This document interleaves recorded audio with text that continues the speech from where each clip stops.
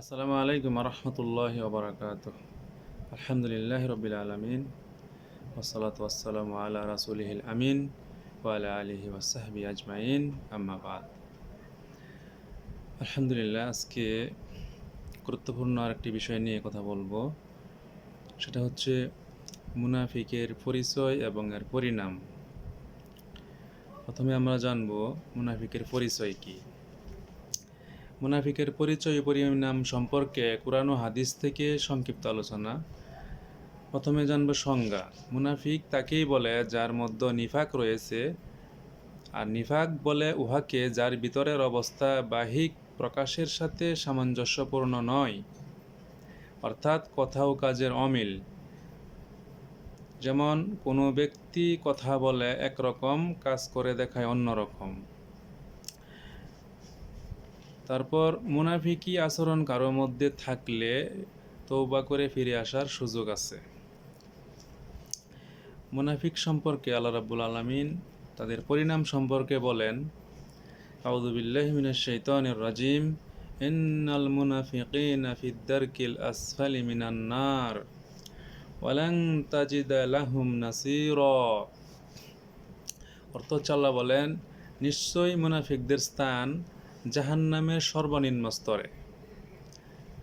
তাদেরকে সাহায্যকারী হিসাবে কখনো কাউকে পাওয়া যাবে না, অর্থাৎ মুনাফিকদের সাহায্যকারী কাউকে পাওয়া যাবে না।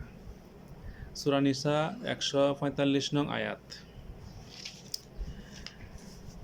তো যেহেতু জাহান্নামে তার সর্বনিম্ন স্তরে স্থান হবে মুনাফিক আচরণকারী লোকদেরকে, তাইলে এখন আমরা জানব মুনাফিকি আচরণ কি কি।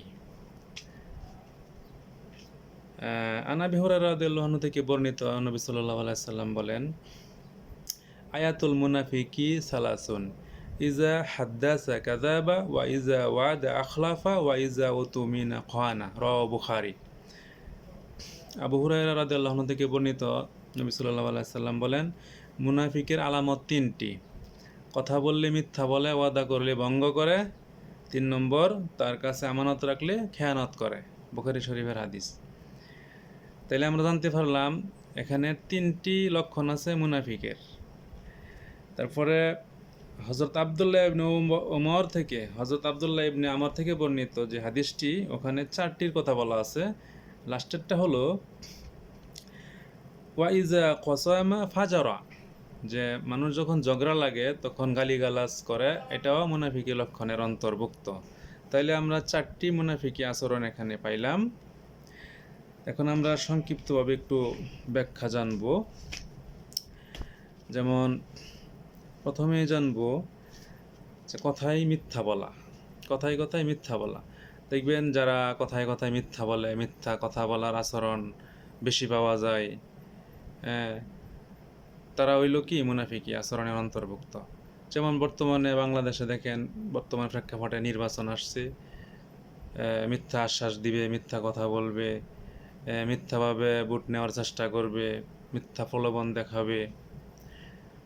তো এইগুলি হলো মিথ্যা আচরণ।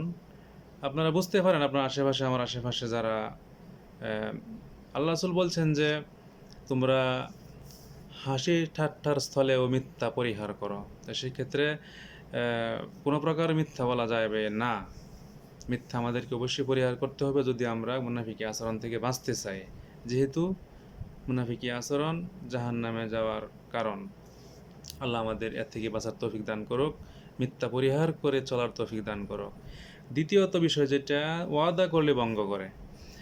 ওয়াদা কিছু মানুষ আছে কিছুই মনে করে না।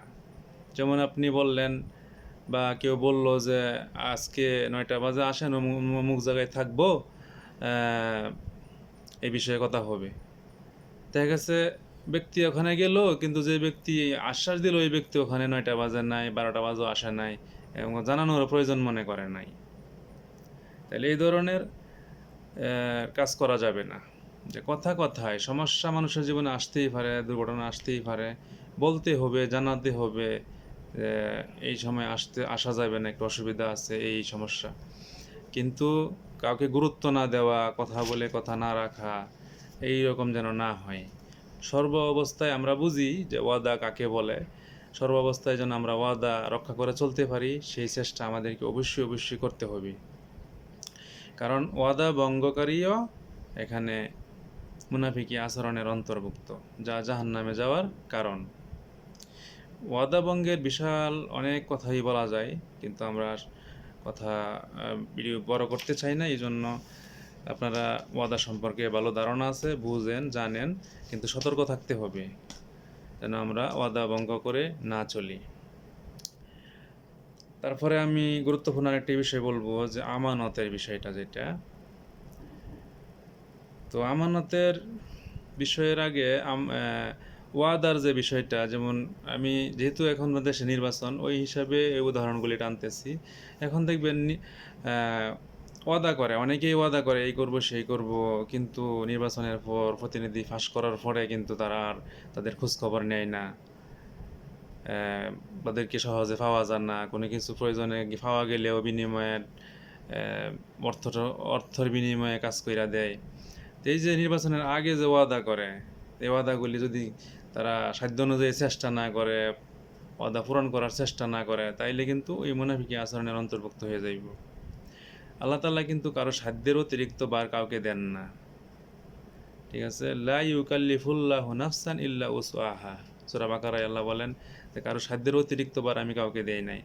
যে ব্যক্তি ওয়াদা করেন তার উচিত সর্বাত্মক চেষ্টা করা সাধ্যের ভিতরে, কিন্তু চেষ্টাই করলো না, কিন্তু আমি করলাম না, না করলাম, আল্লাহ তো দেখে। কেউ কাউকে একটা কথা বুঝিয়ে পার পেয়ে যাইতে পারে, কিন্তু আল্লাহ রাব্বুল আলামিন জানেন যে তিনি কতটুকু চেষ্টা করছেন। সেই ক্ষেত্রে আমাদেরকে সতর্ক থাকতে হবে। আমরা যেই বিষয়ে, যে কোনো ছোটো হোক বড় হোক, যতটুকু ওয়াদা করা হবে ওয়াদা যেন পালন করতে পারি। আল্লাহ আমাদেরকে তৌফিক দান করুক। কখনোই যেন ওয়াদা ভঙ্গ না হয়, কারণ ওয়াদা ভঙ্গ জাহান্নামে যাওয়ার কারণ। তারপরে আসছি 3 নম্বরে, আমানত। আমানত খেয়ানতকারী জাহান্নামে যাওয়ার কারণ। এখন আমরা আমানত যেন কোনোভাবেই আমাদের খেয়ানত না হয়। আমানতের বিশাল ব্যাখ্যা সংক্ষিপ্তভাবে যদি 2-4টা কথা বলা যায়, তাহলে বলতে পারি যে কেউ টাকা পয়সা রাখলো কারো কাছে আমানত হিসাবে, সেটা খেয়ানত না করা, যখন চায় তখন দিয়ে দেওয়া।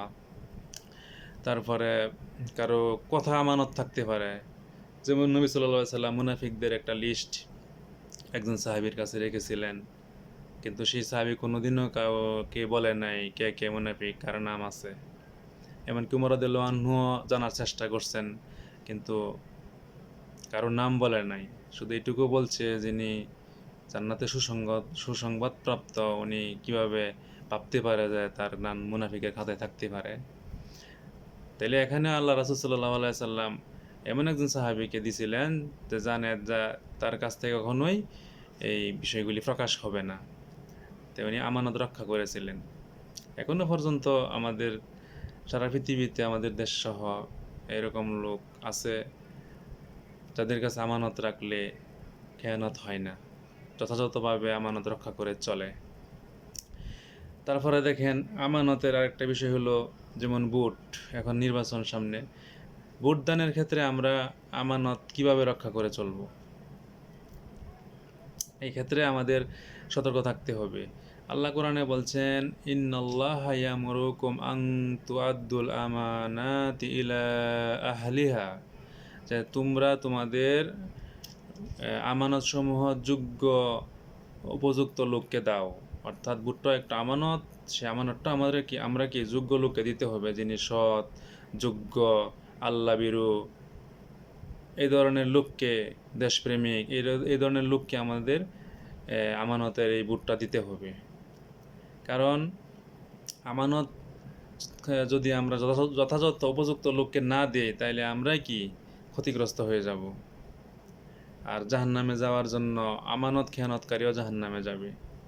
তো সেক্ষেত্রে আমরা আমাদের আমানতটা সৎ, যোগ্য, আল্লাহভীরু, দেশপ্রেমিক ওনাদেরকে দিব। এখানে দেখেন যোগ্য ব্যক্তির পরিচয় সম্পর্কে যদি আমরা একটু ভাবি, আল্লাহ তাআলা প্রতিদিন মানুষকে 5 ওয়াক্ত নামাজ আমানত দিছে, প্রত্যেকটা মুসলমানকে।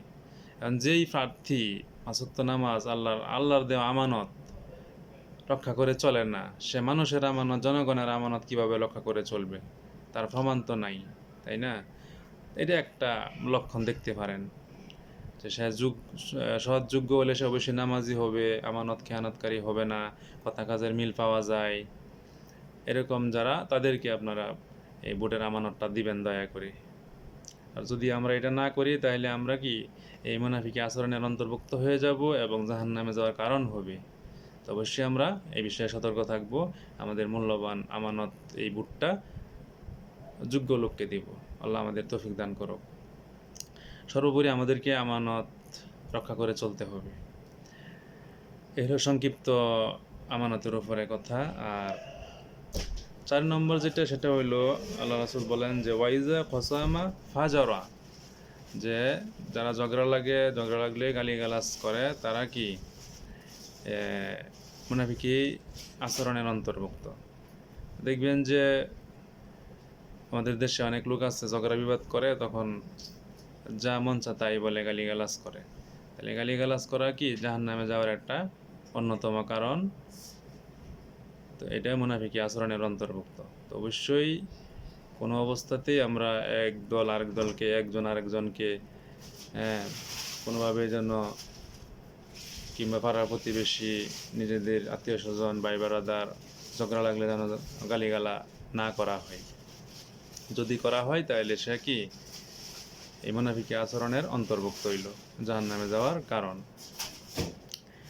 তাহলে আমরা 4টি বিষয় জানলাম মুনাফিকি আচরণের বিষয়। এই পর্যায়ে মুনাফিকি আচরণ যদি কারো থাকে তাহলে ফিরে আসার সুযোগ আছে। ফিরে আসার সুযোগটা কি? আল্লাহ কোরআনে বলেন যে লিয়াজজিয়াল্লাহু সাদিকিনা বিসিদকিহিম ওয়া ইউআযযিবাল মুনাফিকিনা ইন শাআ আও ইয়াতুবা আলাইহিম ইন্নাল্লাহা কানা গফুরুর রহিমা। এটা হলো সূরা আহজাবের 24 নং আয়াত। আল্লাহ বলেন, এর অর্থ হচ্ছে আল্লাহ সত্যবাদীদেরকে তাদের সততার জন্য পুরস্কৃত করেন এবং মুনাফিকদেরকে চাইলে শাস্তি দেন এবং চাইলে তাদের তওবা কবুল করে নেন। অবশ্যই আল্লাহ ক্ষমাশীল ও করুণাময়।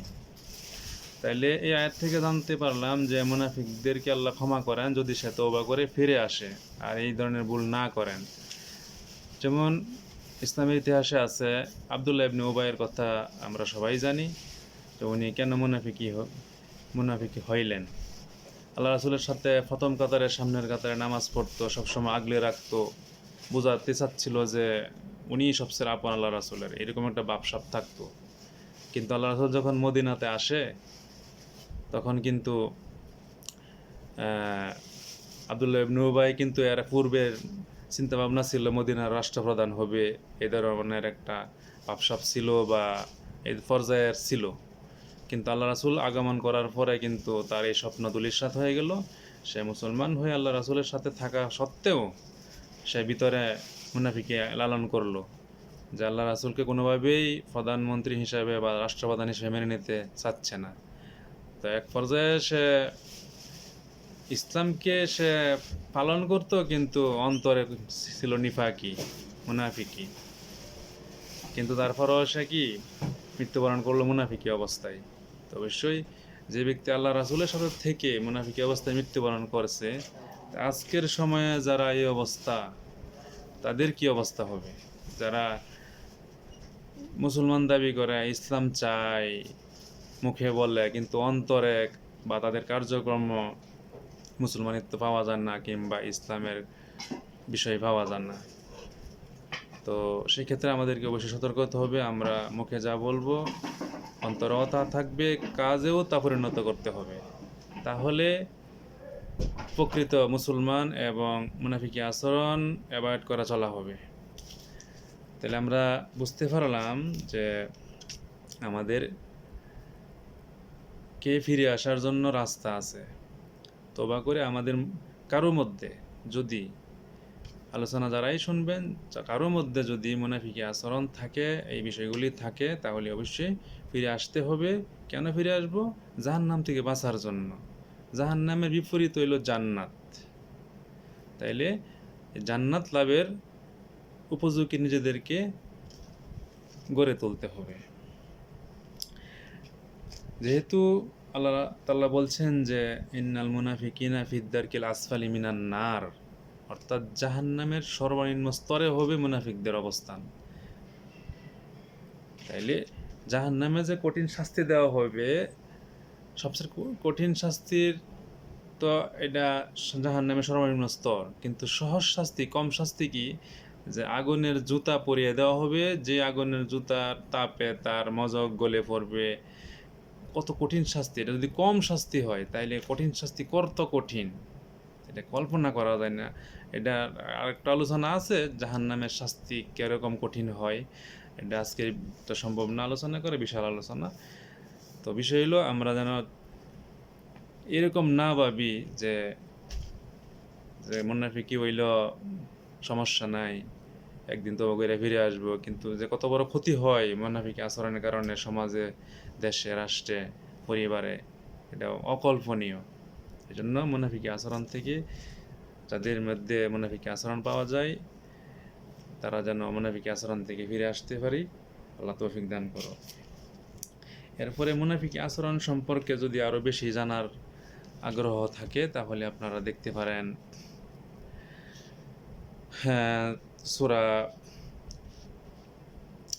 নিসা ৬১ নং আয়াত, ১৩৮ নং, ১৩৯ নং, ১৪২ নং, ১৪৩ নং, ১৪৫ নং, এবং সূরা তওবা ৬৭ নং, ৬৮ নং, ৬৪ নং, ৭৩ নং আয়াতসমূহ। এগুলি হলো মুনাফিকি আচরণের আয়াত, যাদের ভিতরে মুনাফিকি লক্ষণ আছে। এইগুলি আয়াত আল্লাহ তাআলা তাদের পরিচয়গুলি ফুটিয়ে তুলেছেন। তো আমরা এই বিষয়গুলি ইনশাল্লাহ মনে রেখে সতর্কতার সাথে মুনাফিকি আচরণ বর্জন করে জীবনযাপন করব, জাহান্নাম থেকে বাঁচবো, জান্নাত লাভ করব, এবং আগামী ভোটে যেন ভোটের আমানতটা আমরা সহযোগ্য, যারা আল্লাহওয়ালা, পাঁচ ওয়াক্ত নামাজিওয়ালা, ওয়াদা পালনকারীওয়ালা, মিথ্যা কথা বলে না, জানা মতে ঝগড়া লাগলে গালিগালাজ করে না, মানুষকে অবহেলা করে কথা বলে না, হেয় প্রতিপন্ন করে না, এই সমস্ত লোককে আমরা ভোটের আমানত দিয়ে জয়যুক্ত করব, যাতে সমাজ ও দেশ উপকৃত হয়। আল্লাহ আমাদের তৌফিক দান করুক। আসুন আমরা মুনাফিকি বর্জন করে জাহান্নামের কঠিন আযাব থেকে বেঁচে তার বিপরীতে জান্নাত লাভের উপযোগী করে নিজেদেরকে তৈরি করি। আল্লাহ আমাদেরকে তৌফিক দান করুক। সম্মানিত দেশবাসী, আল্লাহ আমাদেরকে এর উপর আমল করার তৌফিক দান করুক। এই আহ্বান জানিয়ে আজকের এই সংক্ষিপ্ত আলোচনা, সংক্ষিপ্ত কথা, সংক্ষিপ্ত বক্তব্য শেষ করলাম। আখিরি দেওয়ানা আলহামদুলিল্লাহি রাব্বিল আলামিন। সুবহানাকা আল্লাহুম্মা ওয়া বিহামদিকা আশহাদু আল্লা ইলাহা ইল্লা আনতা আস্তাগফিরুকা ওয়া আতুবু ইলাইক। আসসালামু আলাইকুম ওয়া রাহমাতুল্লাহি ওয়া বারাকাতুহু।